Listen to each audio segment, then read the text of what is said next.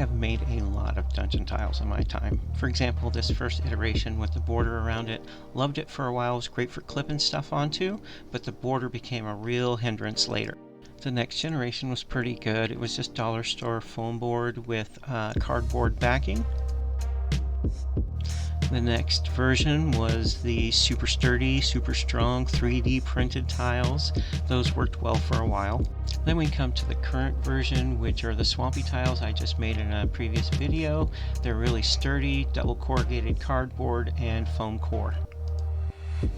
However, I think these new tiles, they're just amazing. They're super ultra thin, they're highly portable, they're super sturdy, they have nice heft to them, like they have a good weight, and I'm just super impressed at how well these came out, and they were done for $2 worth of dollar store material. Are you ready for this? Dollar store foam crafting squares and caulk. That's it. Total price $2. Spoiler alert, I did try just using the crafting squares with the Mod Podge. Didn't like the feel of it, didn't have the weight, it didn't feel like it was durable, really didn't work for me. There was really no comparison to the ones that were made from caulk. So I cut those crafting squares down to 3x3 and then I added the caulk. Smoothed it out with the putty knife a little bit at first, but I finished it off with my fingers, and that really had a huge impact on the final project. I would say definitely smooth it out with your hands. Don't worry about getting it too smooth, because again, it's going to be a dungeon floor tile, so you're going to have some variations and gradients, and you want to get some black wash on it, and it'll get down in those cracks and it'll look super cool in the end, promise. If you're enjoying my video, if you could just give me a quick like, I would really appreciate it. It really helps with the YouTube algorithm. And as always, I would love to have you as a new subscriber. If you're enjoying this video, you might also like the previous video I did on creating the boat skins. It's basically the same process, except I didn't use the crafting squares. I put the caulk straight down onto my cutting mat and imprinted a wooden floor pattern onto it in order to make the planking for the boat skins. It came out really amazing. And again, let me reiterate how cheap it was. I was able to skin several boats with just one tube of the dollar store caulk. But enough about that.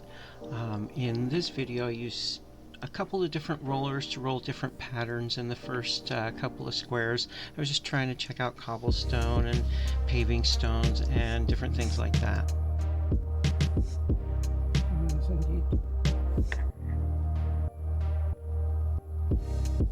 So here's a pro tip for you. Make sure that at all times your hands and your rollers are completely soaked. They need to be thoroughly wet or you're going to have a sticky mess on your hands.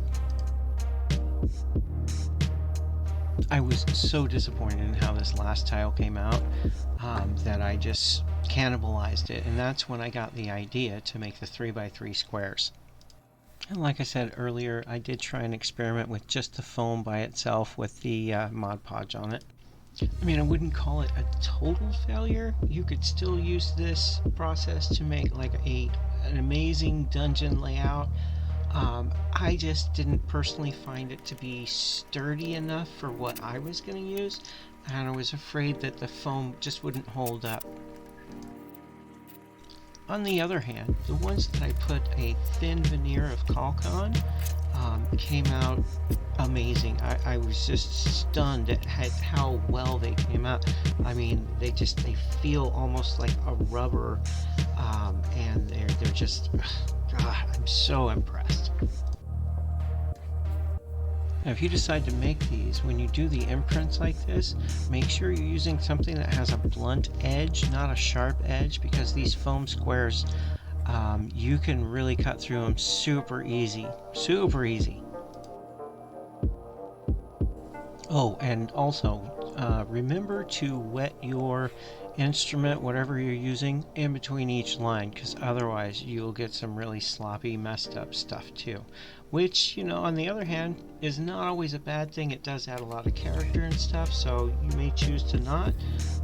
But I wanted a little bit cleaner, crisper lines, so I did. I went in between each one, and I found that I had a better result for what I was doing. Yeah, now that I've figured out how awesome this is, this whole process, my next video I'm going to take an entire tube of dollar store caulk and an entire pack of those foam squares, and I'm going to see exactly how many tiles I can make for $2 worth of dollar store stuff. I would be willing to bet that I could make an entire, let's say, small to medium dungeon with the amount of materials that I would have.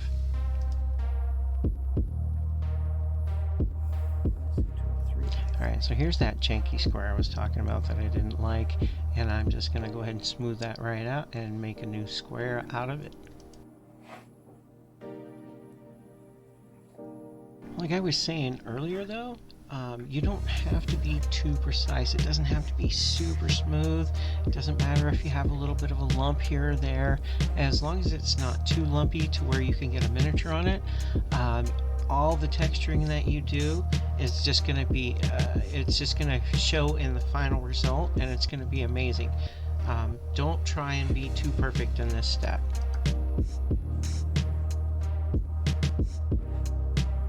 In case you're wondering, I am using like a dollar store scraper for this part.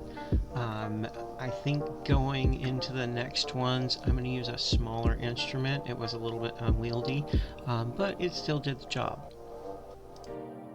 Just a little side note here, it did take a day or so for it to dry. My wife had suggested putting it out in the sun. I'm not even sure if that works to dry it faster. If you know, leave me a comment below. Let me know, because you know, if I can speed it up, make it a little bit faster process, I would really appreciate that going into this next project. I was already marveling at how good these things felt when they, you know, finally dried up. But once I hit them with the black wash, man, and all of the details started to pop out, I was just over the moon with how good these looked. I know it looks a little bit dark right now, but wait till it dries up. Here's a look at the final product again. I am way happy, super thrilled with how these came out. I firmly believe that anybody of any skill level can do this project super cheap and have great results. Thanks for watching my video. If you haven't done it already, I would super appreciate that like, and again, love to have you as a new subscriber.